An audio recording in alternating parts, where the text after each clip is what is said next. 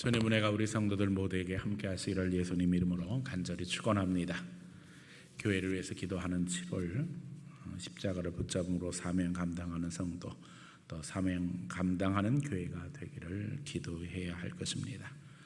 7월에는 우리가 아는 것처럼 교회 설립 기념 주일이 있고, 또 교회 여름 행사와 함께 부서에서 헌신 예배가 있습니다. 그래서 교회를 위해서 기도해야 될 것들이 많은 달입니다. 실제로 이제 여름 행사에 여러 가지 차질들이 생겼기 때문에 그런 부분들에 있어서도 하나님의 인도하심이 있어야 될 줄로 믿습니다. 특별히 개인적으로는 돌아가신 아버지 목사님 추도 예배가 있어서 더욱 목회 초심을 생각하게 하는 달이기도 합니다. 벌써 7월의 마지막 주일이 되었습니다. 한 해의 절반이 지나가고 또 한 달이 지나간 것이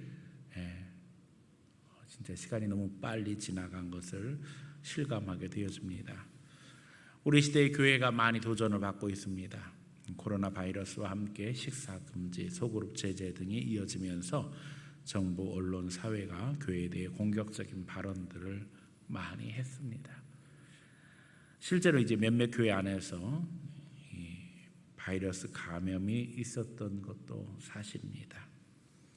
하지만 교회를 향해서 필요 이상의 과도한 발언을 하는 언론이나 정치인들을 보면서 우리의 모습을 다시 한번 생각해 봅니다. 물론 이유는 간단합니다. 우리가 세상의 빛과 소금이 되지 못하고, 또 예수님이 가르쳐 주신 대로 십자가를 지지 못한 부분들이 너무나도 분명합니다. 그리스도인들이 되어서, 또 심지어는 목회자가 되어서 십자가 지지 못하고 십자가를 피하고 있는 것은 아닌가, 저부터 하나님 앞에 점검해야 될 부분인 줄 압니다. 세상을 변화시켜야 할 빛과 소금이 사명을 감당하지 못하고 있으니 안타깝기 그지없습니다. 주님은 소금이 제 맛을 잃으면 버려져 땅에 밟혀질 수뿐이 없다 말씀하셨습니다. 제가 늘 강조하지만 현대교회는 휴머니즘과 다원주의로 신앙을 팔아넘기고 세속화의 길에 나선 지 오래되었습니다. 교회 안에서 신앙을 떠난 인본주의가, 또 다원주의가 겸손과 온유로 미화되어지고 포장되어져서 우리를 현혹시키고 있는 것이 우리 시대의 현실입니다. 십자가의 의미도 제대로 알지 못하는데 어떻게 우리가 예수님의 십자가를 따라갈 수 있겠습니까?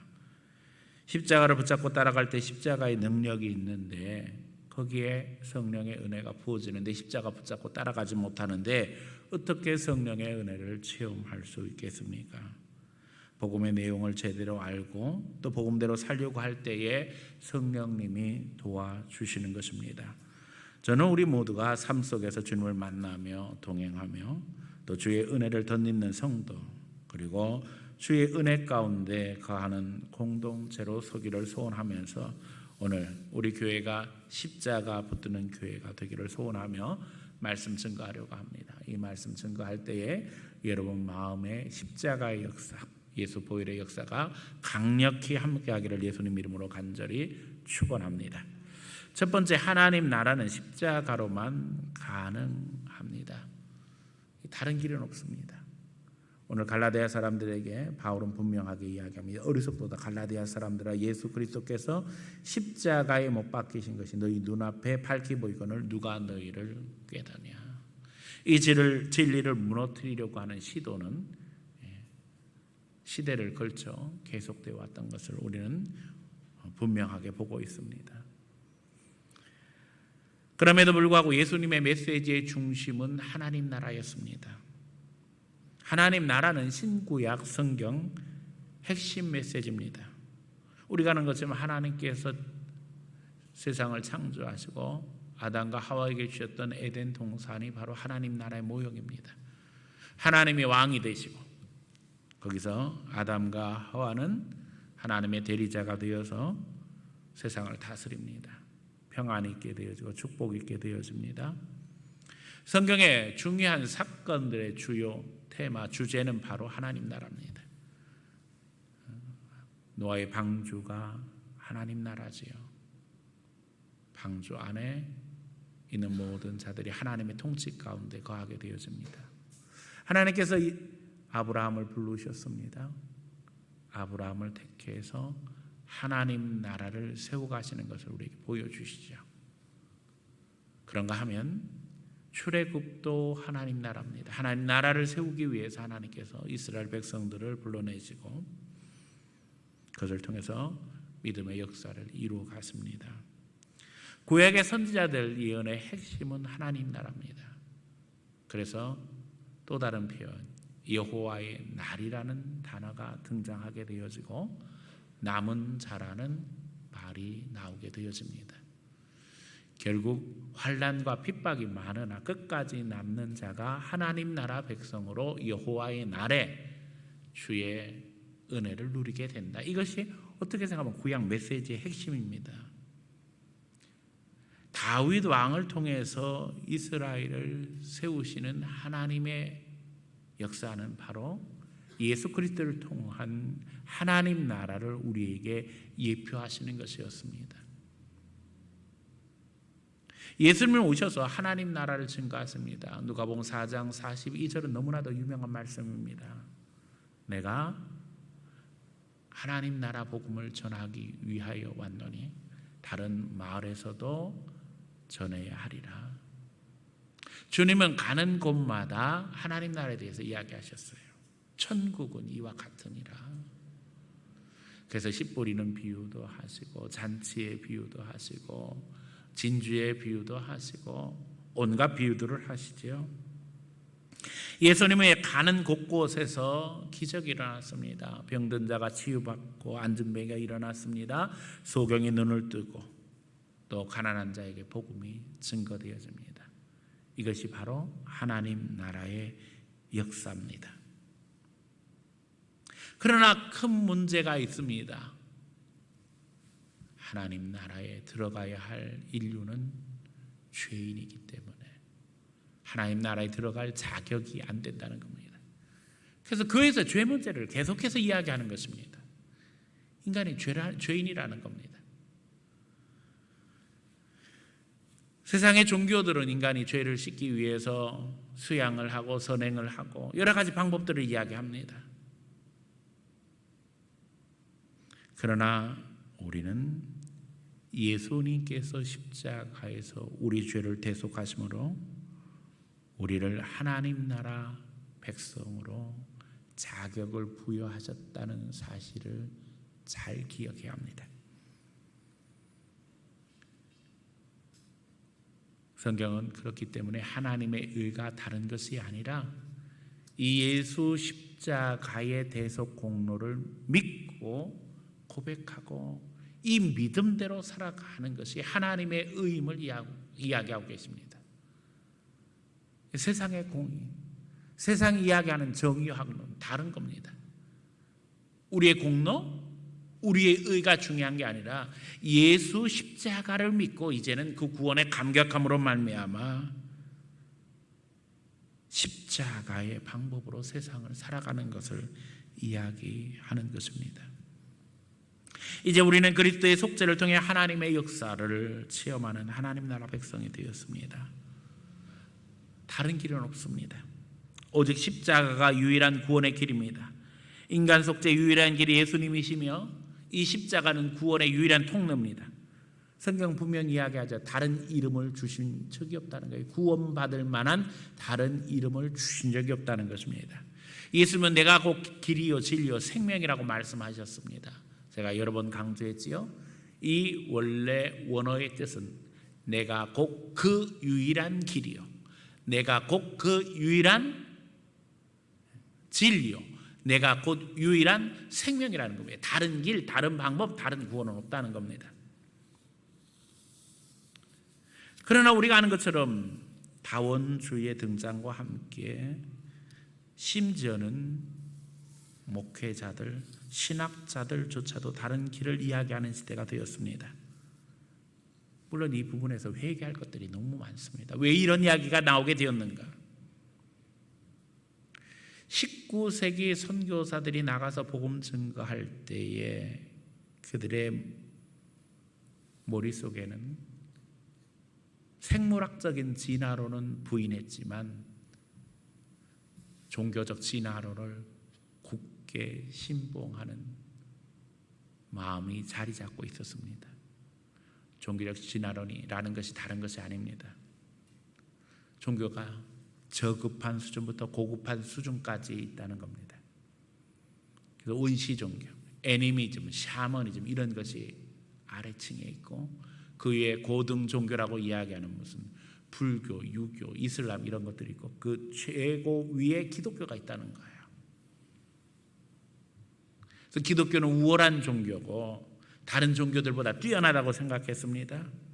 이런 종교적 진화론은 사회적 진화론으로 연결되었기 때문에 선교사들의 마음속에는 사람들에게 좋은 학교를 세워줘서 교육을 하고 또 병원을 만들어서 위생적인 생활을 하고 그러면 문화의 수준이 향상되어지면서 결국에는 기독교로 개종할 것이라고 생각했습니다. 그러나 그들의 교만이 꺾일 수뿐이 없는 상황이 전개되었습니다. 왜냐하면 우리가 아는 것처럼 식민지를 건설한 거의 대부분의 국가들이 기독교 국가였습니다. 그리고 그들이 가서 식민지를 건설하면서 행동한 내용은 온갖 죄악이었습니다. 사람을 죽이고 노예 만들고 착취하고. 결국 2차 대전이 끝날 즈음에 기독교인들의 죄악은 드러날 수뿐이 없었어요. 우리 대한민국이 기독교 국가가 아닌 일본 사람들에게 의해서 식민지 지배를 받았다고 하는 것이 어떻게 생각하면 교회가 성장하는 데 중요한 역할을 했습니다.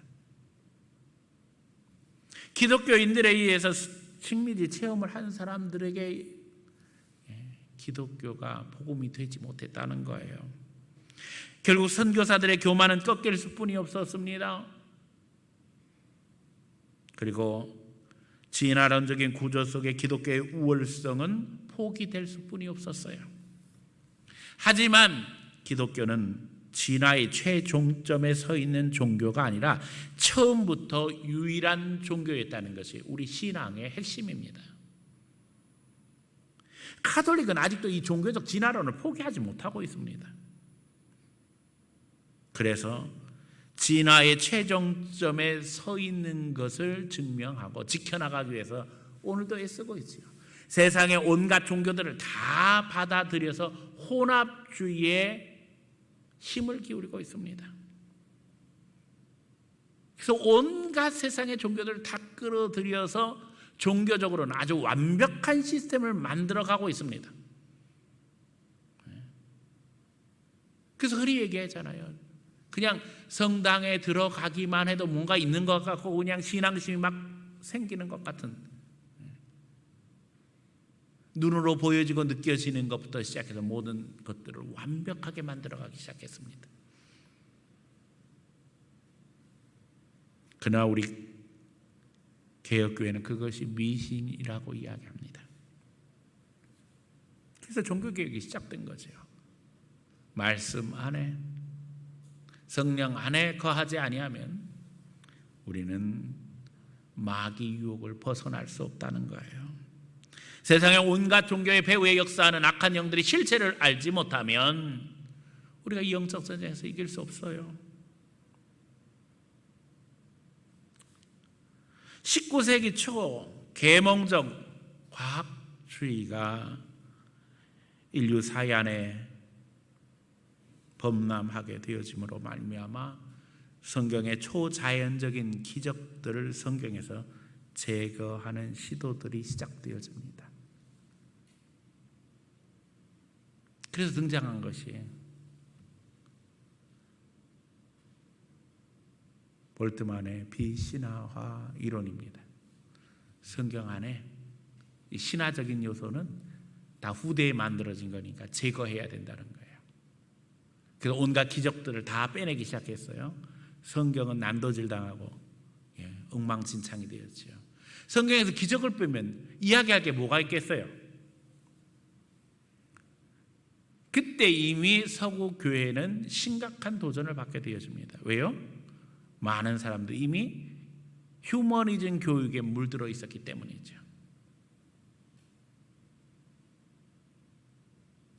이미 이야기 드린 것처럼 아브라함 카이프가 그때에 신앙 중심의 교육을 외치고, 어떻게 생각하면 하나님 주권 신앙을 삶 속에 적용하는 것을 강력히 이야기했던 신학자고 목회자고 정치가가 되었지요. 그런 가운데 그 대책으로 독일의 칼 바르트라는 사람이 신정통주의 신학을 들고 나옵니다. 독일 사회는 환호했습니다. 독일뿐만 아니라 전 유럽이 환호했습니다. 그런 이야기에서의 신앙은 개인적인 영역이다. 실존의 영역이다. 사람들은 생각했어요. 아, 이게 답이구나. 하나님이 온 영역, 모든 영역을 다스리시는 것이 아니라 그냥 신학은 개인의 영역이다, 실존의 영역이다라는 말에 사람들은 아, 그래, 다른 것들은 과학적으로 경험적으로 이렇게 평가하고 우리가 교회 와서만 그냥 신앙을 생각하고 예수님 생각하고 그러면 되는구나. 그래서 세상을 다 불신의 영역으로 넘겨주게 되었습니다. 이것이 미국 프린스턴에 와서 엄청난 소용돌이로 바뀌게 되어졌어요. 올드 프린스턴, 구 프린스턴 학파들은 칼빈의 신앙대로, 다시 말하면 개혁주의의 전통대로 우리가 신앙생활을 해야 된다. 말씀 중심으로 하나님의 주권을 믿으면서. 그런데 뉴 프린스턴에서는 새로운 학자들이 등장하면서 바르트의 영향을 받아서 신앙은 실존의 영역으로, 과학은 과학의 영역으로 이렇게 이야기하기 시작합니다. 이런 일들은 한국 교회 안에 그대로 반영되기 시작했습니다. 쥐뿔도 모르는 사람들이 개신교회는 왜 그렇게 교회 안에서 싸우느냐고, 교파가 많으냐고 이야기하지만요, 교파가 나눠지지 않을 수 없었어요. 우리 한국 교회 안에요, 볼트만의 신학을 지지하는 교회가 있습니다. 비신화와 이런 기적적인 요소들을 교회 안에서, 이 성경 안에서 빼기를 원하는 사람들이 있어요. 그런 사람들과 우리가 하나 될 수 있나요? 칼 바르트의 신학을 지지하는 사람들이 있어요. 신앙을 실존 안에, 개인의 영역 안에만 묶어 두기를 원하는 사람도 있어요.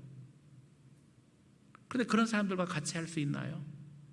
그러니까는 교파는 분열될 수뿐이 없는 상황이 될 수뿐이 없는 게 오늘 한국교회 현실이 되고 말았습니다. 그나마 한국교회 교인들이 성경을 하나님의 말씀으로 믿고 또 하나님이 인류의 창조자이심을 믿는 복음주의자들이 대다수를 차지하고 있기 때문에 속으로는 다원주의를 믿고 속으로는 과학 만능주의를 믿으면서도 목회자로서 목회를 하면서 사실은 교인들을 다 속이고 있죠. 어느 교단 어느 교파가 바르트의 신학을 추종하고 있고 또 볼트만의 신학을 추종하고 있다 이야기해 드릴 수 있어요. 그러나 그런 교단 교파에 속한 목사들도 자기 교회 와서는 절대 그런 얘기를 하지 않습니다.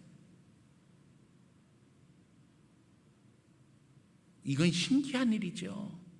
왜요? 그렇게 하면 누가 신앙생활 하겠어요? 누가 그 교회 나가겠어요? 그러니까 WCC에 편승해서 거기 가서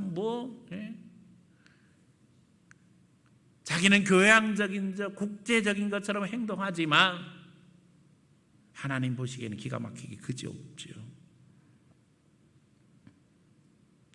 결국 잘못된 사상들이 들어와서 교회를 분열시키고 기독교의 한국 기독교 안에 비기독교적인 기독교가 확대되어져 가고 있는 것이 오늘 우리 시대의 현실입니다.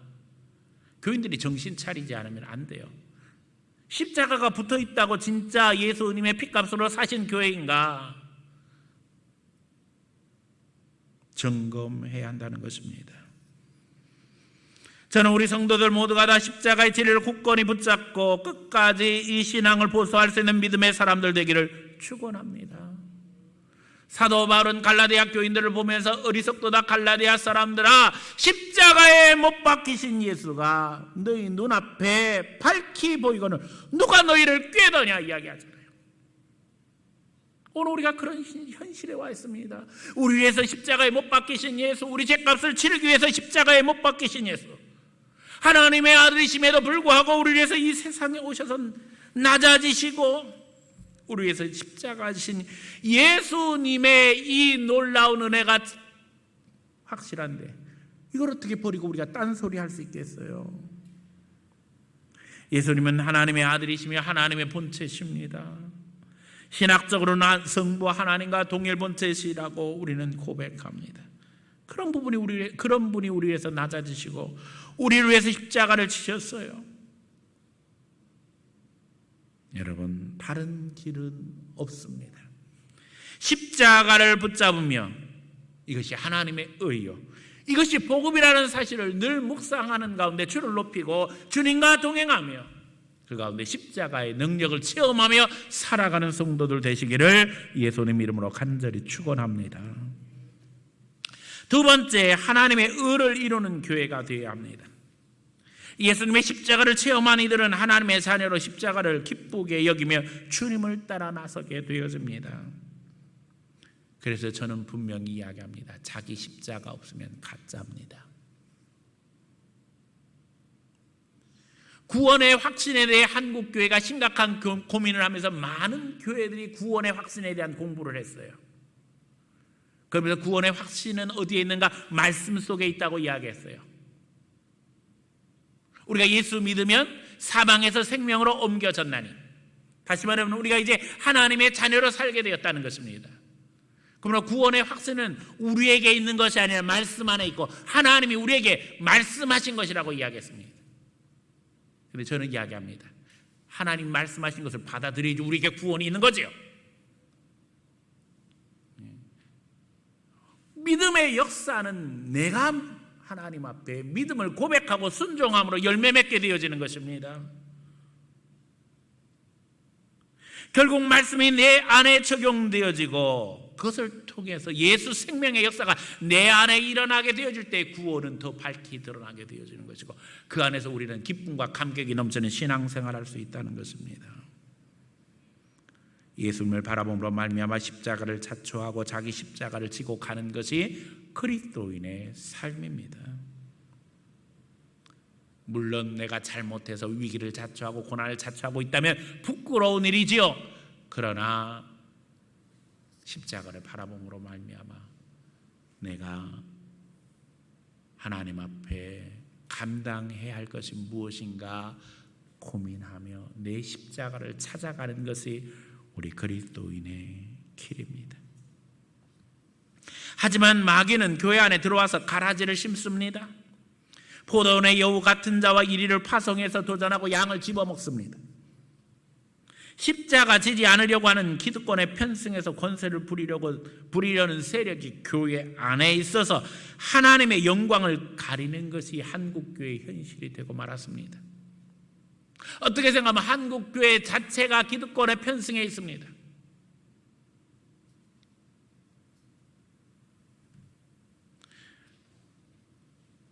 우리 교인들 대다수는 우리 교회 안에서만 신앙생활했기 때문에 한국교회 현실을 잘 모르지요. 제가 우리 교회 장로님들을 자랑하고 존경하는 이유는요, 세상에 우리 교회 장로님 같은 분들 찾아보기가 힘듭니다. 다 대접받으려고 하고 장로 되면 대단한 벼슬인 줄로 착각하는 사람들이 허다하다니까요. 봉사하고 섬기기 위해서 헌신하는 것인데 그걸 착각하고 행동하는 사람들이 한국교회 안에 차고 넘쳐요. 그게 무슨 벼슬인 줄 알아요. 세상 사람들도 그래요.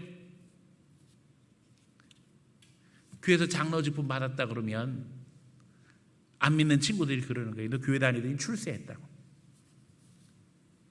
물론 하나님 앞에 인정받고 교인들에게 인정받아서 교회 직분자로 세워지는 것은 너무나도 귀한 것입니다. 그러나 그것은 세상이 이야기하는 출세와는 다릅니다. 십자가 지고 가는 길입니다. 헌신하는 길입니다. 봉사하는 길입니다. 아직도 바리새인처럼 대접받기를 원하고 있다면 우리는 가짜입니다. 그 수준에 머무르고 있다면 가짜 목사, 가짜 장로, 가짜 권사, 가짜 집사일 뿐이 없다는 거예요. 저는 목사이기 때문에 늘 이 부분이 두렵습니다. 여러분들도 두려워하시기 바랍니다. 우리가 다 두려워해야 합니다. 교회 안에서 손님처럼 절대 행동해서는 안 됩니다.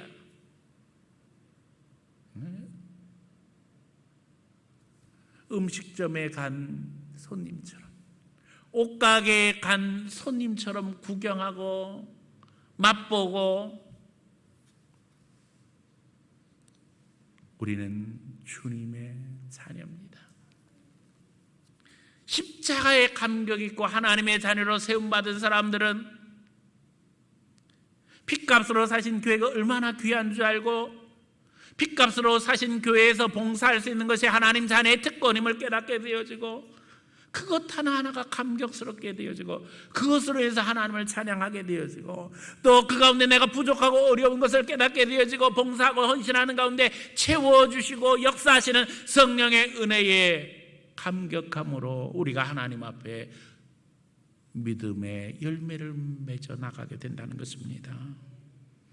다른 이를 배려하고 사랑하고 섬기는 것이 우리 마음의 기쁨이 되게 되어지고, 하나님 앞에 감사로 드려지게 된다는 것입니다. 여러분, 우리 마음을 점검해 보시기 바랍니다. 우리가 잘못하고 또 책망당하고 어려운 일 당하고 벌받는 것은 부끄러운 일입니다. 잘못을 해서 벌받고 책망당한다면 부끄러운 일입니다. 그러나 자원하는 마음으로 섬기고 헌신함으로 말미암아 어려움 당한다면 그것은 구원받은 하나님의 백성의 증표가 되는 것을 믿으시기 바랍니다. 하나님의 은은 그러기에 십자가의 도에 사로잡혀 예수님의 속죄를 믿으며 그 믿음을 실천함으로 말미암아 구원의 감격이 날마다 삶 속에서 솟아나는 겁니다. 예수님 십자가 지시고 가면서 수없이 쓰러지셨지요. 예수님 십자가 지시고 가면서 수없이 피 흘리셨지요. 온갖 모욕과 멸시를 당하셨습니다.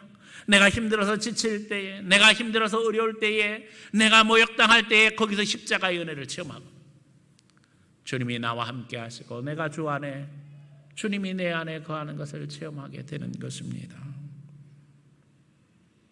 때때로 세상에 지쳐서 교회 와서 너무나도 힘들어 섬기기가 어렵다고 이야기하시는 분들이 있습니다.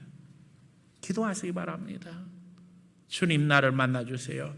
십자가의 감격이 있게 해주세요. 구원은 지식의 차원이 아닙니다. 여러분, 세상에서 육신이 너무 지쳐서 교회 와서 아무것도 할 수 없을 것 같을 때라도 내가 주님을 위해서 헌신하고 봉사할 때 거기서 채우시는 성령의 위로와 하나님의 능력을 체험함으로 오히려 우리의 육신이 회복되는 겁니다. 우리의 영혼이 위로받음으로 말미암아 거기서 누리는 하나님의 기쁨과 감격이 나를 강건케 하고 그 가운데서 하나님이 채우시는 능력으로 우리가 세상에 나가서도 이길 수 있는 것입니다. 이것이 그리스도인의 능력이며 이것이 성령의 은혜인 것입니다. 그러므로 교회에서 사역이 육신의 것 되지 아니하도록 하나님 앞에 기도하시기 바랍니다. 교회에서 헌신이 육신의 것으로 하지 않기를 원합니다. 하나님 영의 것이 되게 해주세요. 주님의 것이 되게 해주세요. 그 가운데 주님의 위로를 누리며 주님과 동행하며 주님을 체험함으로 말미암아 하나님이 주는 기쁨과 감격, 능력을 얻게 해주세요. 기도하는 가운데 성령의 인도하심 받으며 주님과 동행하는 성도들 되시기를 축원합니다. 세 번째는 바른 신앙 붙들고 하나님 앞에 붙잡기를 기도해야 될 것입니다. 바른 신앙 붙잡기를 기도해야 할 것입니다. 왜곡되고 오염된 신앙이 판을 치고 있습니다. 갈라디아 교회 형편은 어땠습니까? 율법주의가 들어와서 사람들을 현혹하고 있었습니다. 결국 율법주의의 가장 큰 심각한 문제는 무엇입니까? 율법은 하나님의 은혜입니다. 그러나 율법주의는 이 하나님의 은혜를 인간 중심적인 것으로 타락시키고 말았습니다. 오늘 우리 시대의 가장 심각한 부분은 바로 여기에 있습니다. 인간 중심으로 모든 것들을 생각하기 시작했다는 겁니다. 과학 만능주의의 한계는 무엇입니까? 인간이 다 알고 있다고 착각하는 겁니다. 그러나 실제로 학문을 한 사람들은 압니다. 우리가 연구하면 연구할수록 모르는 게 더 많아지는 거예요. 배우면 배울수록 겸손해질 수뿐이 없어요. 더 심각한 문제는 인간이 다 할 수 있다고 하는 거죠. 여러분, 인간이 무지할 뿐만 아니라 무능력하다는 사실을 우리는 알고 있어요. 인생을 살아가면서 애쓰고 힘쓰고 노력하지만 내가 원한 대로 다 됩니까? 안 됩니까? 안 되지요. 은혜를 체험하지 못하고 복음을 이해하지도 못하고 떠드는 이들이 많이 있습니다. 우리는 정신 차려야 됩니다. 그 말에 휘둘려서는 안 됩니다. 그나마 한국교회는 아직도 성경 우선주의, 또 복음을 믿는 자들이 대다수이기 때문에 교회 안에서 다운주의자들, 휴머니스트들이 숨을 죽이고 있지요. 그러면서 가끔 이야기합니다. 교회는 겸손해야 되고 온유해야 되기 때문에 불신자들도 다 품어줘야 되고 세상 종교도 다 품어줘야 되고. 그러나 여러분, 진리와 비진리는 구분해야지요. 비진리를 품는 것은 마귀 역사예요.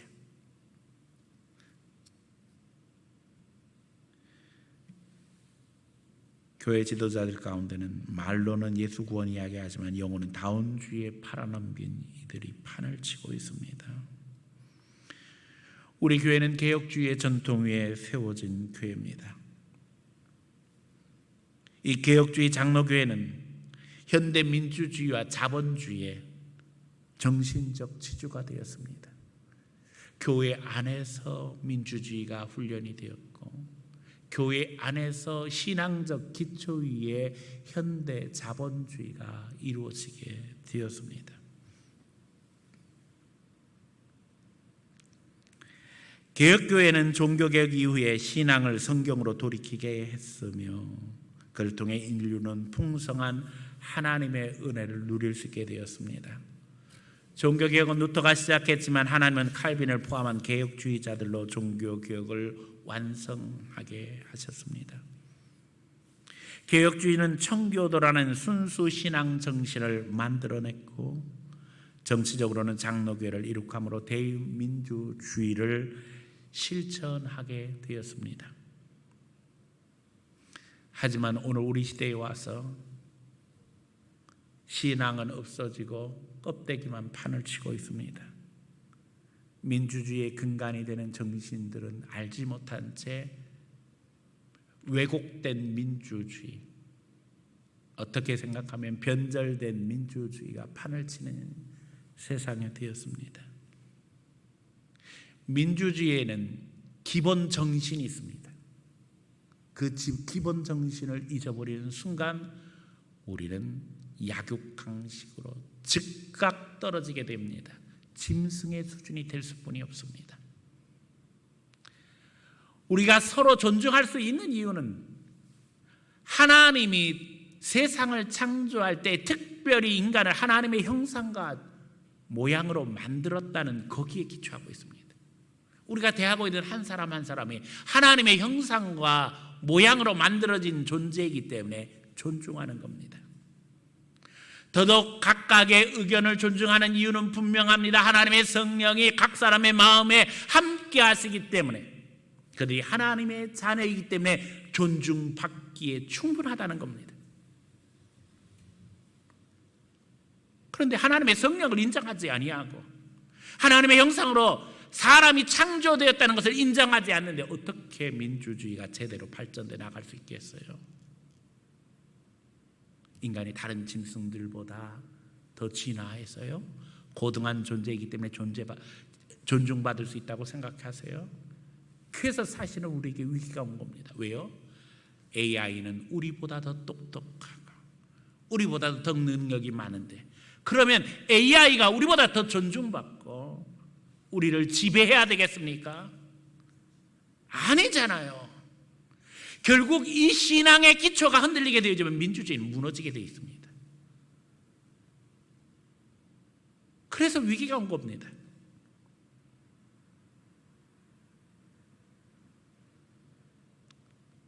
대의민주주의와 교회 안에 삼위일체 신앙의 정신에 대한 이해가 없으면 민주주의는 제대로 세워질 수가 없습니다.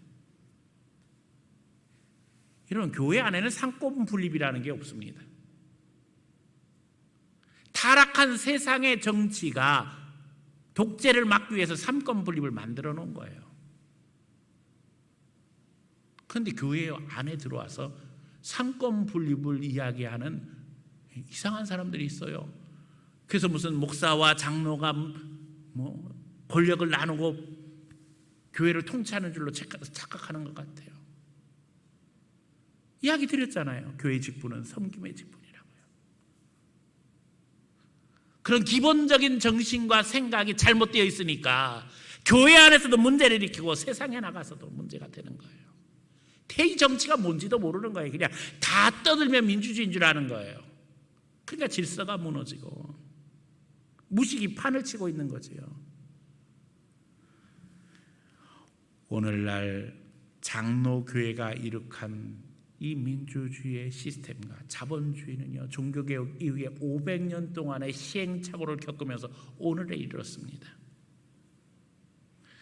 이 500년 동안 시행착오를 이루며 오늘에 이른 이 시스템이 한국이 30년 만에 혹은 50년 만에 따라잡을 수 있다고 착각하면 안 되는 거예요.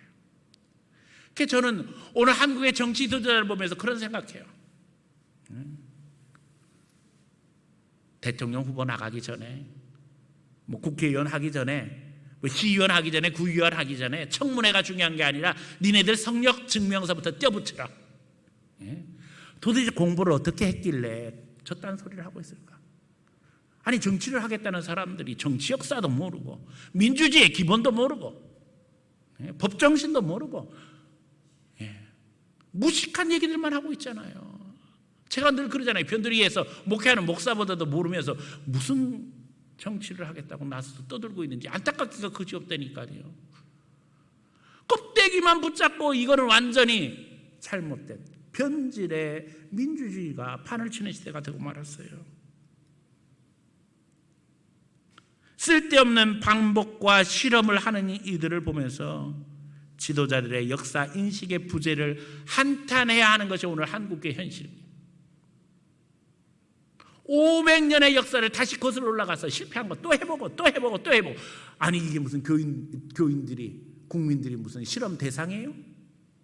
이미 벌써 역사를 통해서 다 드러난 것들을 또 해보고 또 해보고 또 해보고. 오늘 우리 시대는 어떻게 생각하면 죽은 시체 붙잡고 거기다가 살아나라고 약 먹이는 것과 똑같은 시대가 되고 말았어요. 아, 죽은 사람한테 약 들이붓는다고 살아나요? 그건 산 사람한테 통하는 거지요. 생명이 살아나야만 합니다. 교회의 사명은 생명입니다. 예수 정신 위에 정치가 세워져야 되고 예수 정신 위에 경제가 세워져야 되고 이 십자가 보혈의 능력 위에 신앙도 나라도 문화도 민족도 인류도 세워져야만 우리가 살아날 수 있습니다. 십자가에 못 박히신 예수 붙잡지 아니하면 우리는 방법이 없습니다. 하나님은 코로나 사태를 통해서 분명하게 보여주십니다.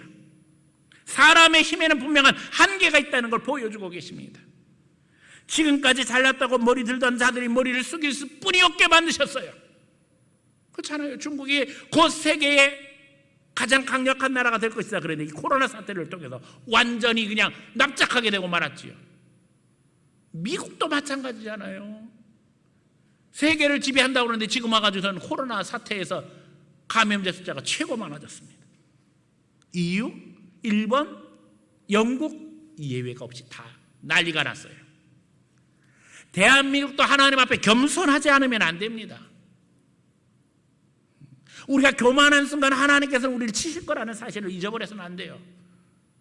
우리 교인들도 마찬가지고 저도 마찬가지입니다. 주님께서 분명하게 보여주시는 거예요. 우리는 분명히 제한된 존재라는 거예요. 연약하다는 거예요. 아니, 눈에 보이지 않는 코로나 바이러스 하나도 제대로 못하면서 우리가 뭘 어떻게 할 수 있다고 자랑할 수 있겠어요? 우리는 이때 하나님 중심으로 돌이키며 중심 분명하게 잡아야 합니다. 예수님의 사랑으로 시대를 살리며 우리 십자가 분명하게 붙잡고 하나님의 영광 드러내는 믿음의 역사를 이루어야만 합니다. 잘하는 예화로 오늘 말씀 마치기 원합니다. 선교사님이 선교지에 가서 사역하는데 홍수가 나서 강물이 범람하게 되어지는데 그 강을 건너야 되니까 그 강에 뛰어들었는데 가이드가 앞에서 하는 말이, 선교사님 큰 돌을 하나 짊어지세요 그러더라는 거예요. 그리고 먼저 가이드가 돌을 짊어지고 가더라는 거예요. 그래서 선교사님이 생각하기에, 아니 내 몸 하나도 이 강물을 지금 거슬러 가기가 힘든데 왜 돌을 짊어지라고 그러는가? 그때 먼저 지고 가면서 빨리 지세요 그러더라는 거예요. 그래서 짊어지고 그 강을 건너게 됐다는 거예요. 물살이 얼마나 센지. 그런데 그 강을 건너면서 깨달았다는 거예요. 이 돌 무게가 자기를 지탱해 주더라는 거예요. 아니면 쓸려 내려갈 텐데. 오늘 십자가가 우리에게 무거운 것 같아도 우리를 지탱해 줍니다. 그렇지 않으면 우리가 이 세상에 쓸려갈 판이에요. 지금 힘들고 어려워도 하나님이 우리를 지켜주십니다. 예수님의 십자가 붙들고 십자가 묵상함으로 말미암아 이 십자가의 정신이 우리 사회의 기본이 되게 해주시고 기초가 되게 해주시고 우리 삶의 능력이 되게 해주세요. 기도하는 가운데 십자가로 세워지는 거룩한 교회, 십자가로 세워지는 거룩한 나라를 소원하며 날마다 기도하고 실천하는 주의 성도들 다 되어지기를 예수님 이름으로 간절히 축원합니다.